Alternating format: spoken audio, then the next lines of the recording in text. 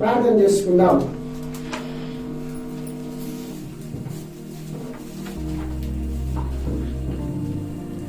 ప్రార్థన చేసుకుందాం. సమయం కళ్ళొంచండి, కళ్ళు మూసుకొని ప్రార్థన చేసుకుందాం. మహోన్నతమైన మా తండ్రి, ప్రేమ నమ్మకం మా యేసయ్య, నీ పరిశుద్ధమైన నామానికి వందనాలు స్తోత్రాలు చెల్లిస్తున్నాం. ఈ ఉదయకాల సమయంలో ప్రభువా, నీ యొక్క వాక్యము ద్వారా మీరు నాతో, మాతో, మా అందరితో మీరు మాట్లాడమని ప్రార్థన చేస్తున్నాం. ఇదిగో తండ్రి, ఈ సమయంలో ఎంతమంది అయితే ఈ యొక్క వాక్యము వీడియో ద్వారా, లైవ్ ద్వారా చూస్తూ వస్తున్నారో ప్రతి ఒక్కొక్కరిని ప్రభువాని ఆత్మ అభిషేకంతో నింపండి. వాళ్ళ హృదయాల్లో కార్యము చేయమని ప్రార్థిస్తున్నాం. తండ్రి, నీకు స్తోత్రాలు. ప్రత్యేకంగా ప్రభువా, నిలబడేవాడు నేను కాదు ప్రభువా, నీవే నిలబడేవాడు. నీ మాటలు ప్రభువా నా నోటిన ఉంచి ఉన్నావు. నీవు ప్రభువా చెప్పడానికి ఒక సేవకుడిగా నన్ను వాడుకుంటున్నందుకై నీకు స్తోత్రాలు చెల్లిస్తున్నాం. ఈ వాక్యం ద్వారా మాతో, మా అందరితో మీరు మాట్లాడి మీరు మహిమ పొందమని, మా ప్రతి అవసరమును తీర్చమని ప్రార్థిస్తూ యేసుక్రీస్తు పరిశుద్ధమైన నామం పేరిట ప్రార్థన చేస్తున్నాం మా పరమ తండ్రి. ఆమేన్, ఆమేన్. దేవునికి స్తోత్రం. హల్లెలూయా, హల్లెలూయా. దేవునికి మహిమ, ఘనత, ప్రభావములు కలుగునుగాక. దేవుని పిల్లారా, మన జీవితంలో చాలా ఒడిదుడుకులు వచ్చి ఉండొచ్చు. దేవుని నమ్ముకున్న మనము, ప్రభుని ఆరాధిస్తున్న మనము, దేవుని యొక్క సంఘంలో చేర్చబడి, దేవుని యొక్క మందిరంలో చేర్చబడి దేవుని స్తుతిస్తున్న ఆ సమయంలో, లేకపోతే మన యొక్క జీవిత ప్రయాణంలో అనేకమైన ఒడిదుడుకులు, అనేకమైన సమస్యలు వచ్చి ఉండొచ్చును. అయినా దేవుడు మనకు తోడుగా ఉన్నాడు కనుక అన్ని విషయాల్లో మనకు విజయాన్ని అనుగ్రహించబడి ఉన్నాడు. ఆమేన్, హల్లెలూయా. అన్ని విషయాల్లో మనకు విజయాన్ని దేవుడు ఇచ్చబడి ఉంటున్నాడు. అబ్రహాముతో దేవుడు పిలిచాడు. ఆదికాండము 12వ అధ్యాయంలో దేవుడు అబ్రహాము దేవుడు పిలిచాడు. పిలిచి, అబ్రహామా, నేను నిన్ను అత్యధికముగా నిన్ను ఆశీర్వదిస్తాను, నీ సంతానాన్ని విస్తరింపజేస్తానని దేవుడు అబ్రహాముతో చెప్పాడు. అబ్రహాముతో చెప్పిన ప్రకారముగానే అబ్రహాము కూడా దేవుని మాటకు లోబడి, చెప్పండి ఏమంట, దేవుని మాటకు లోబడి, దేవుని మాటకు విధేయత చూపించి దేవుడు చూపించే దేశానికి ఆయన ప్రయాణం అయ్యాడు. ఆయన ప్రయాణం వచ్చిన సమయంలో దేవుడు కూడా అనేకమైన సమస్యలు ఎదుర్కొంటూ వచ్చాడు. అనేకమైన తన జీవితంలో కొన్ని ప్రార్థనలు చేస్తూ వచ్చాడు, బలిపీఠాలు కడుతూ వచ్చాడు. అంతేకాదు కొన్ని కరువు సమస్యల్లోను, ఇబ్బంది సమస్యల్లోను, అన్నిటిలో కూడా దేవుడు అబ్రహాముకు తోడుగా ఉండి ఆయన నడిపిస్తూ వచ్చాడు. దేవుడికి స్తోత్రం. ఆమేన్. అలాగనే దేవుడు పిల్లరా, ఈ యొక్క ఆదికాండము 15వ అధ్యాయంలో రాగానే ఈ విధంగా నడిపించబడిన యొక్క అబ్రహాము, దేవుని యొక్క వాక్కు చేత పంపబడిన అబ్రహాము, దేవుని యొక్క మాట ద్వారా విని విశ్వాసములో ప్రాణమై వెళ్ళిన అబ్రహాము, దేవుని యొక్క వాక్కు ప్రత్యక్షమైనప్పుడు ఆయన ఏ విధంగా ఉన్నాడంటే నిరుత్సాహమైన జీవితాన్ని కలిగి ఉన్నాడు. చెప్పాలంటే ఏం కలిగి ఉన్నాడు? నిరుత్సాహం కలిగి ఉన్నాడు. నిరుత్సాహం కలిగి ఉన్నాడు.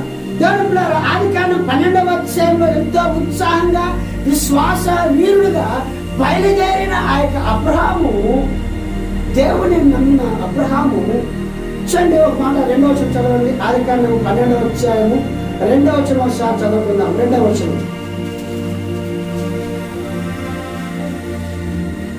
నిన్ను గొప్ప జనముగా చేసి నిన్ను ఆశీర్వదించి నీ నామం గొప్ప చేసేదను, నీవు ఆశీర్వాదముగా నుండువు, నిన్ను ఆశ్రయించే వారిని ఆశీర్వదించదను, నేను దూషించే వారిని నేను శపించదను, భూమి యొక్క సమస్త వంశములని నీ యందు ఆశీర్వించబడని అబ్రహాముతో చెప్పాను. దేవునికి స్తోత్రం. నేను ఒక గొప్ప జనాంగాన్ని చేస్తానని దేవుడు అబ్రహాముతో చెప్పాడు. నేను ఒక గొప్ప జనాంగాన్ని తీసుకొని వస్తాను, నీ సంతానాన్ని విస్తరింపజేస్తానని దేవుడు చెప్పాడు. దేవుడు చెప్పిన నమ్మకాన్ని బట్టి, విశ్వాసాన్ని బట్టి అబ్రహాము ఆ విధంగా ముందుకెళ్తూ వచ్చాడు. వెళ్తూ దేవుడులారా బలిపీఠం కడుతూ వచ్చాడు, ప్రార్థన చేస్తూ వచ్చాడు, దేవుడికి విశ్వాసం కలిగి ఉన్నాడు, ఎంతో నమ్మకం కలిగి ఉన్నాడు. తర్వాత 14వ అధ్యాయం రాగానే లోతు యొక్క కుటుంబం కూడా ఒక వ్యక్తులు అనేక దండుగులు వచ్చి లోతు కుటుంబాన్ని, లోతు యొక్క మరి పిల్లలను, వారికి ఆస్తిని వారు వేరే వారు తీసుకుని వెళ్ళినప్పుడు అబ్రహాము ఆ మాటను విని ఇతరు కూడా 300 మందిని తనక ఇంటిలో ఉన్న పనివారిని జత చేసుకొని ఆ యొక్క శత్రువును జయించి లోతు కుటుంబానికి మళ్ళీ తను తీసుకుని వచ్చాడు. హల్లెలూయా.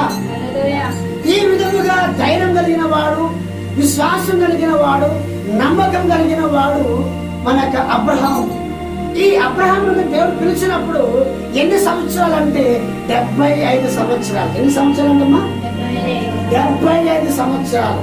75 సంవత్సరాల్లో దేవుడు ఆయనకి ఇచ్చిన వాగ్దానం ఏమంటే, నేను నీకు కుమారుణ్ణి ఇస్తాను, నీ సంతానాన్ని నేను విస్తరింప చేస్తాను. ఆమేన్. హల్లెలూయా. ఈ 75వ సంవత్సరంలో దేవుడు అతను వాగ్దానం ఇస్తే ఆ వాగ్దానం నెరవేర్చడానికి దేవుడు మరొకసారి అతనికి దర్శనం అయ్యాడు. ఆదికాండం 15వ అధ్యాయం ఒకసారి చదువుతున్నాం. ఆదికాండం 15వ అధ్యాయం 1వ వచనం ఒకసారి చదువుతున్నాం. జరిగిన తర్వాత యెహోవా వాక్యము అబ్రహామునకు దర్శనమందు వచ్చి, అబ్రహామా భయపడకము, నేను నీకు కేడమును, నీ బహుమానము అత్యధికమగునని చెప్పాను. అందుకు అబ్రహాము, ప్రభువైన యెహోవా నాకు ఏమిస్తే ఏమి, నేను సంతానం లేని వాడనై వచ్చున్నానే. దమస్కు ఎలియాజరే నా ఇంటి ఆస్తికర్త ఉంది కదా అని చెప్పాను. వినండి దేవుడు పిల్లారా, వినండి అందరూ కూడా. దేవుడు దర్శనమయ్యాడు అతనికి. అబ్రహాముతో మాట్లాడాలని, దేవుడు తన యొక్క స్నేహితుతో మాట్లాడాలని, దేవుడు తన బిడ్డతో మాట్లాడాలని దేవుడు అబ్రహాముకి దర్శనమయ్యాడు, ప్రత్యక్షమయ్యాడు. ఆ దర్శనంలో అబ్రహాముతో మాట్లాడుతున్నాడు. ఏమంటున్నాడంటే, అబ్రహామా భయపడకము, ఏమంటున్నాడు చదవండి ఆ మాట. అబ్రహామా భయపడకము, నేను నీకు కేడము. ఏమంటున్నాడంట?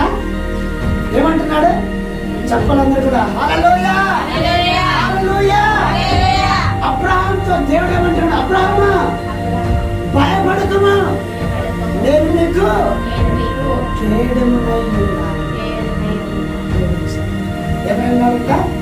కేడమునై ఉన్నాను అని చెప్పి ఆ తర్వాత ఏమంటాడంటే, నీ సంతానము ఏమంటాడంట? అత్యధికమగునని, నీ బహుమానము అత్యధికమగునని చెప్పాను.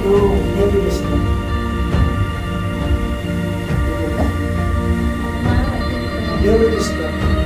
నీ బహుమానాన్ని అత్యధికమగునని దేవుడు చెప్పాడు.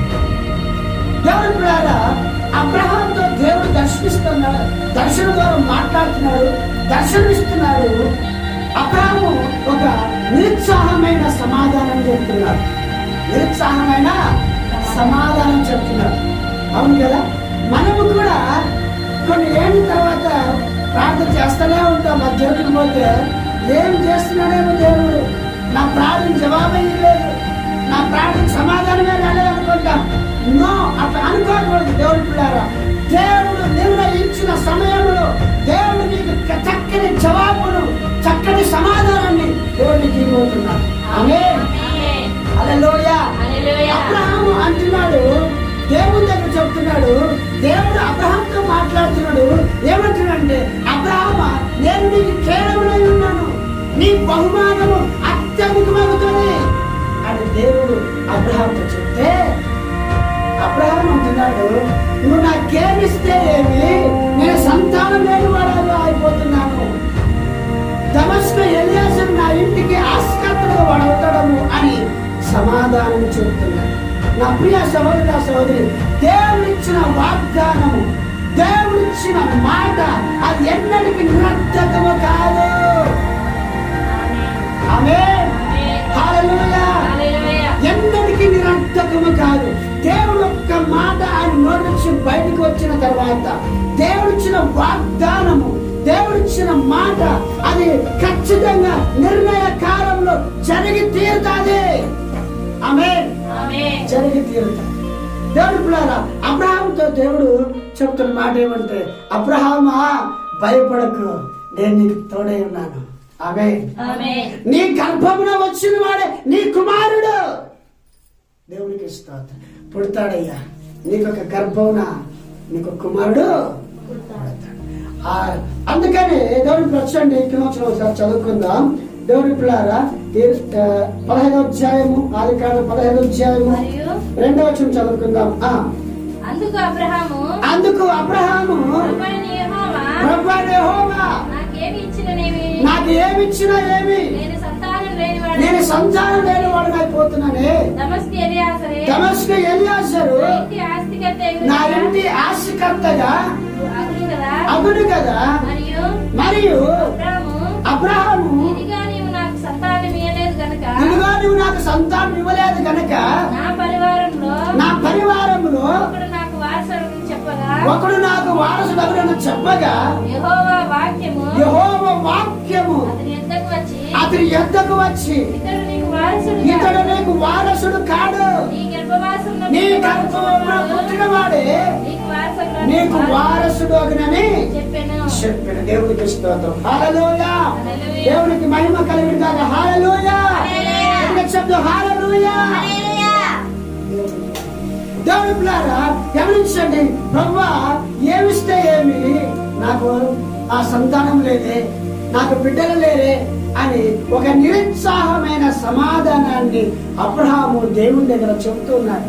ఇదిగో నా పరివారంలో ఒక పనివాడిని నా ఇంటికి ఆస్తికర్తలుగా, నా వారసులుగా నేను చేసుకుంటానంటే, దేవుడు అంటున్నాడు, వాడు కాదు నీకు వారసుడు, నీ గర్భమున పుట్టిన వాడే నీకు వారసుడు. ఆమేన్. నీ గర్భమున పుట్టిన వాడే నీకు వారసుడు. దేవుని పిల్లారా, ఒక్కొక్కసారి దేవుని యొక్క వాగ్దానాలు, దేవుని యొక్క మాటలు నెరవేర్చబడడానికి ఆలస్యమైతుంది. ఆలస్యమైనప్పుడు మనం సొంత నిర్ణయాలు తీసుకుంటాం, సొంత ఆలోచనలు పెడతాం. ఈ సొంత ఆలోచనలు, సొంత నిర్ణయాలు తీసుకున్న వలన మనం నష్టపోతాము. దేవుని యొక్క వాగ్దానాలు ఇంకా కొంచెం ఆలస్యం జరగడానికి సమయం అవుతుంది. దేవుడిచ్చే వాగ్దానం నిర్ణయించబడుతుంది. ఆ నిర్ణయించబడిన వాగ్దానం ఏదో ఒక రోజు జరుగుతుంది. జరిగే వాగ్దానం కొరకు ఎదురు చూడాల్సిందే, కానీ మనం సొంత నిర్ణయాలు తీసుకోకూడదు. ఆమేన్, హల్లెలూయా. మన సొంత నిర్ణయాలు తీసుకుంటే అబ్రహాము సొంత నిర్ణయం తీసుకోబోతున్నాడు. దేవుడు అంటున్నాడు, కాదు కాదు కాదు, తీసుకోవద్దు. వాడు కాదు నీకు వారసుడు, నీ గర్భమున పుట్టిన వాడే నీకు వారసుడు. తొందరపడింది సారమ్మ గారు తొందరపడ్డారు. ఆమె తొందరపడి ఒక నిర్ణయం తీసుకుంది. ఆ నిర్ణయం ద్వారా ఇప్పుడు ఎంతో సమస్యలు ఎదుర్కొంటున్నారు. క్రైస్తవ సమాజం ఎంతో శ్రమలు ఎదుర్కొంటున్నారు. తొందరపాటు నిర్ణయాల వలన జీవితాలు నాశనమైనప్పుడు, బ్రతుకులు పాడవునప్పుడు, అప్పుడు చేతులు కాలంగా ఆకులు పట్టుకున్న ప్రయోజనమేమో. దేవుడారా, తొందరపాటు మన జీవితంలో ఉండకూడదు. ప్రార్థించండి, ప్రార్థన చేయండి, దేవుని దగ్గర అడగండి, మీరు నిర్ణయాలు తీసుకోండి. దేవుని దగ్గర నిర్ణయాలు తీసుకుంటే ఆ నిర్ణయము దీవించబడుతుంది. ఆమేన్. ఆ నిర్ణయం ఫలించబడుతుంది. అబ్రహాము తొందరపడి నిర్ణయం తీసుకోబోతుండగా దేవుడు అన్నాడు, అయ్యా కాదు, కొంచెం ఓపికగా ఉండు, నీ గర్భంలో పుట్టబోతాడు. ఆమేన్, హల్లెలూయా. నీ గర్భంలో పుట్టబోతాడు, అతడే నీకు వారసు. చదవండి, కింద వచ్చిన ఒకసారి చదువుకుందాం. 4-5 వచ్చిన ఒకసారి చదువుకుందాం. యెహోవా వాక్యం అతని యుద్ధకు వచ్చి, ఇతడు నీకు వారసుడు కాదు, ఏమంట దేవుడు స్పష్టంగా చెబుతున్న వాక్యము ఎదురొచ్చింది. దేవుని వాక్కు ప్రత్యక్షమవుతోంది అబ్రహాం గారికి. ఇతడు కాదు నీ వారసు, నీ గర్భమున పుట్టినవాడు నీ వారసు. ఆమె చదువు కింద వచ్చిన తర్వాత చెప్పాను.